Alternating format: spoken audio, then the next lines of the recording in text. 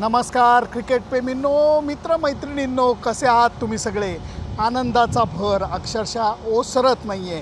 त्याचं कारण याच मी मैदानाच्या बाहेर आहे अजूनही, पण याच केन्सिंग्टन ओव्हल बार्बाडसमधल्या ऐतिहासिक मैदानावरती भारतीय संघानं मोठं स्वप्न साकारून दाखवलेलं आहे.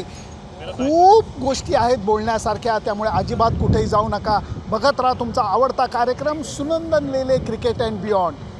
2007 साली मी क्रिकेटचे दशावतार पाहिले. कशा अर्थाने तुम्हाला सांगतो, याच वेस्ट इंडिजमध्ये भारतीय संघाने साखळी सामन्यामध्ये महत्त्वाचे सामने गमावले आणि त्यामुळे साखळी स्पर्धेतनंच भारतीय संघाला बाहेर पडायला लागलेलं होतं. दुःखाचं ते दरी होती आणि त्याच्यातनं बाहेर पडायला खूप त्रास झाला. त्याच 2007 साली भारतीय संघाने पहिला T20 वर्ल्ड कप दक्षिण आफ्रिकेमध्ये जिंकलेला होता. आनंदाने आम्ही बेभान झालेलो होतो. Cricket is a great leveller म्हणलं जातं, ते सत्यात उतरलेलं होतं. आणि त्याच्यानंतर 17 वर्ष वाट बघायला लागली दुसरा T20 वर्ल्ड कप जिंकायला. एकीकडे कौतुकही वाटत होतं, जेव्हा बाकीचे संघ कधी चांगले खेळत आहेत, कधी नाही, कधी साखळीतनं बाहेर पडत आहेत, कधी उपांत्य. भारतीय संघ सातत्याने उपांत्य फेरी, अंतिम फेरी खेळत होता. याचा अर्थ भारतीय संघ चांगली कामगिरी करत होता. पण अंतिम टप्प्यात आलं की माशी शिंकायची आणि त्याच्यातनं भारतीय संघाला निराशा यायची. आज पत्रकार परिषदेत मी हाच प्रश्न विचारला रोहित शर्माला. त्याला म्हणलं, चांगल्या लोकांबद्दल चांगलं होणं हे गरजेचं असतं, नाही तर चांगुलपणावरचा आपला विश्वास उडायला लागतो. रोहित शर्मा अक्षरशः भावनिक झाला. त्याचं कारण रोहित शर्मा खरंच तुम्हाला सांगतो चांगला माणूस आहे. भारतीय संघाचा प्रशिक्षक राहुल द्रविड चांगला माणूस आहे. या लोकांना या शेवटच्या टप्प्यात येऊन जी निराशा येत होती ते मला मनाला लागत होतं. क्रिकेटनी आज सगळे हिशोब चुकते केलेले आहेत. भारतीय संघाने याच मैदानावरती T20 वर्ल्ड कप जिंकलेला आहे. राहुल द्रविडची गोष्ट करायची झाली, काय केलं नाही त्यांनी इंडियन क्रिकेट करता. एवढा निस्वार्थी खेळाडू दुसरा म्हणता येणार नाही.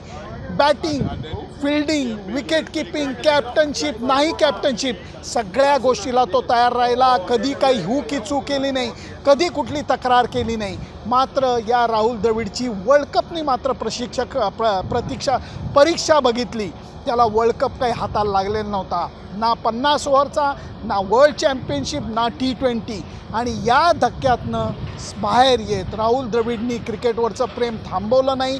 रोहित शर्माला हाती घेऊन तो टीम घडवत राहिला आणि आज क्रिकेट देवानी त्याला तथास्तु म्हणलेलं आहे. राहुल द्रविडला आज जेव्हा भारतीय संघाने वर्ल्ड कप हातात दिला तेव्हा त्याच्या चेहऱ्यावरचा आनंद हा बघण्यासारखा होता. Cricket is a great leveller म्हणलं जातं, त्याची मला प्रचिती आली. राहुल द्रविडला तो मान मिळाला. भारतीय संघातल्या सगळ्या खेळाडूंनी त्याच्याबद्दल भरभरून बोलले. हे सगळं ऐकताना मला खूप बरं वाटलं. त्याचं कारण असं आहे, चांगल्या माणसांबद्दल चांगलं व्हायला पाहिजे तर चांगुलपणावरचा विश्वास राहतो. या सामन्याचं वर्णन करत असताना असंख्य चढउतार बघायला लागले. पोटात गोळे आले, खाणं नाही, पिणं नाही, काही कशाकडे लक्ष लागत नव्हतं. कारण कुठल्या क्षणी हा सामना दक्षिण आफ्रिकेकडे जात होता, कधी भारताकडे येत होता. डोकं गरगरायला लागलेलं होतं. भारतीय संघाची सुरुवात खराब झाली. नंतर विराट कोहली आणि अक्षर पटेलनी सुरेख भागीदारी केली. एक खेळाडू असा ज्याला संपूर्ण स्पर्धेमध्ये अपयश आलं होतं, तो विराट कोहली. दुसरा खेळाडू असा अक्षर पटेल, जो प्रत्येक सामन्यामध्ये सुरेख योगदान देत होता. या दोघांनी योग्य वेळी योग्य बॅटिंग केली.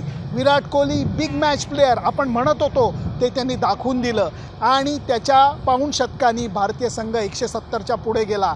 दक्षिण आफ्रिकेची सुरुवात आपल्यासारखी खराब झाली आणि नंतर क्विंटन डिकॉक आणि क्लासेनची जोडी जमली होती. तेव्हा पोटात गोळा आला होता, कारण या दोघांनी अप्रतिम बॅटिंग चालू केली होती. निर्णायक क्षण होते त्यावेळेला. बुमरानी योग्य वेळी कुलदीप यादवला रोहित शर्माला सांगून मागं ढकललं आणि हर्षदीपला डिकॉकला कॅच आऊट करता आलं.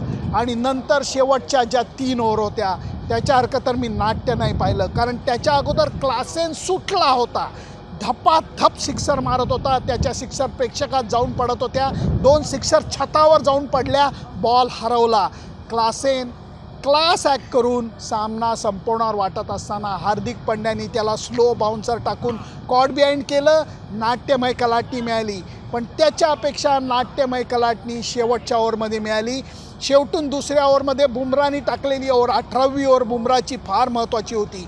2 रन 1 विकेट, ज्याच्यामुळे प्रेशर वाढलं दक्षिण आफ्रिकेविरुद्धचं. नाहीतर 24 बॉल 26 असं टार्गेट होतं, जे T20 क्रिकेटमध्ये मोठं मानलं जात नाही.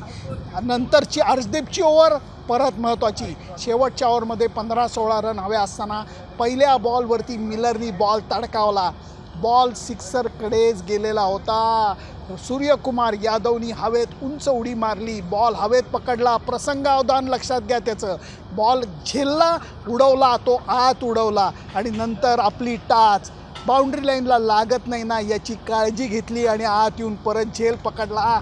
क्या बात आहे. हा झेल वर्ल्ड कप जिंकून देणारा झेल होता. जणू काही त्यांनी झेल नाही पकडला, वर्ल्ड कप हवेमध्ये पकडला असं झालं. आणि त्याच्यानंतर दडपणाखाली दक्षिण आफ्रिकेला पाठलाग करता आला नाही. हार्दिक पंड्याबद्दल मला बोलायला लागेल. अगदी सुरुवातीला स्पर्धेच्या अगोदर मी भविष्यवाणी केली होती, क्रिकेट कोणासाठी कधीच खूप चांगलं आणि खूप वाईट करत नाही, सगळ्यांना वाटून देतं. हार्दिक पंड्यानी गेल्या काही 6 महिन्यामध्ये खूप दुःख भोगलेलं होतं. वैयक्तिक असू देत, खेळातला असू देत, खेळाच्या मैदानावरचा अपयशाचा असू देत, कॅप्टनशिपला आलेला अपयशाचा असू देत. त्यामुळे मला तर असं वाटत होतं, जेव्हा तुम्हाला भेटला होता मी म्हणलं होतं आता वाईट सगळं होऊन गेलं आहे हार्दिक, आता फक्त चांगलं होणार. मला म्हणला भाऊ तुला असं खरंच वाटतं? म्हणलं 100% असं वाटतं. हा मला विश्वास वाटत होता, कारण cricket is a great leveller. हार्दिकला क्रिकेटनी भरभरून दिलं. लक्षात घ्या, भारतीय संघाच्या प्रत्येक खेळाडूंनी आपलं योगदान या स्पर्धेमध्ये दिलं, म्हणून विजेतेपद मिळालेलं आहे.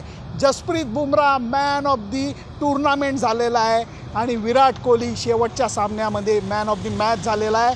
अजून एक शेवटची गोष्ट, विराट कोहली आणि रोहित शर्मानी आपली शेवटची T20 खेळत असल्याचं जाहीर केलेलं आहे.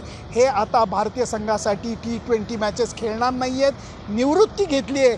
काय टप्प्यावरती निवृत्ती घेतली आहे? वर्ल्ड कप हातात घेऊन शेवटचा सामना खेळत असल्याची घोषणा. याच्यापेक्षा इमोशनल काहीच होऊ शकत नाही. त्यामुळे भरल्या मनानं मी आता वेस्ट इंडिजचा निरोप घेणार आहे. आणि तुम्ही मला सांगा, तुम्हाला कसा वाटला हा रिपोर्ट? तुम्हाला कसा वाटला रोहित आणि विराटचा शेवटचा सामना खेळण्याचा निर्णय? हार्दिकबद्दल मी भविष्यवाणी केली होती, तुम्हाला लक्षात आहे ना? आणि त्याचबरोबर बुमराहबद्दल किती आणि काय बोलू, काय खेळला आहे, संपूर्ण स्पर्धेमध्ये काय बॉलिंग केली त्यांनी. त्याचा दबदबा नव्हता, थरकाप होत होता फलंदाजांना त्याला फेस करताना. या सगळ्या गोष्टी मनात साठवत मी भरल्या मनानं वेस्ट इंडिजचा निरोप घेणार आहे. कारण भारतीय संघाला मी 2007 साली T20 वर्ल्ड कप जिंकताना पाहिलं, 2014 साली, आत्ता 24 साली T20 वर्ल्ड कप जिंकताना बघतोय. रोहित शर्मा तोही वर्ल्ड कप खेळला होता, सुनंदन लेले त्या वर्ल्ड कपलासुद्धा होता. याच गोष्टी असतात ज्याच्यासाठी पत्रकार म्हणून मी मैदानाकडे धाव घेतो. मित्रांनो मैत्रिणींनो, तुमचा प्रतिनिधी म्हणून तुमची मतं जरूर कळवा. फक्त त्याच्याकरता माझं फेसबुक पेज, इंस्टाग्राम अकाउंट आणि यूट्यूब चॅनल लाईक, शेअर आणि सबस्क्राईब करायला विसरू नका. Bye bye.